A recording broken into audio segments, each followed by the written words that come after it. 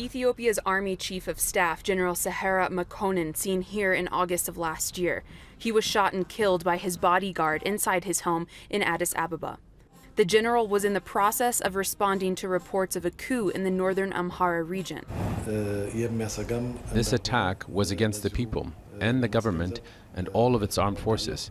This was also an attack against an entire country.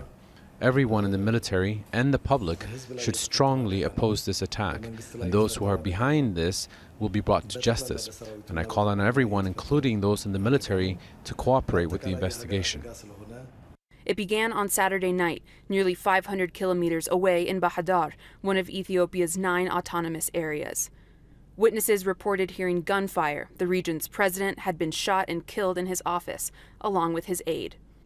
This was the crisis General Makonnen was responding to back in the capital when he was killed. Prime Minister Abiy Ahmed appeared on television to condemn the attacks and urge calm. The people of Ethiopia have proved that it's possible to remove dictators with unified and democratic struggles. In past years, the people of Ethiopia have, with a unified voice, showed that they will not accept governments that have the attitude of dictatorship. He said a high-ranking military official, General Asamanu Tsege, was behind the attacks and that he had used what he called mercenaries. It might turn out that this is part of a wider coup against Abiy himself, because it so happens that the guy who is accused of leading the coup, General Asamanu Tsege, or Brigadier, he was in prison when Abiy came to power for an alleged coup. He attempted the coup in 2009, and he was in prison. So Abiy pardoned him and made him chief of security in the region, trusting maybe in his loyalty. There was an assassination attempt against the prime minister himself exactly a year ago, 2 months after he came to power. A grenade was thrown into a crowd attending a large rally for Abiy. More than 100 people were hurt. Ethiopians had braced for a government crackdown, which had been the norm during previous governments, but it never came.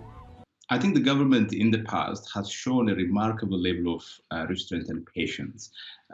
So about a year ago, there was an assassination attempt against the prime minister himself that did not lead to any kind of significant crackdown against the opposition, against the media.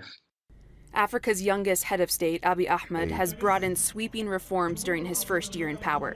He ended a 20-year border dispute with neighboring Eritrea, released thousands of political prisoners, opened up the media, and gave half of his cabinet posts to women.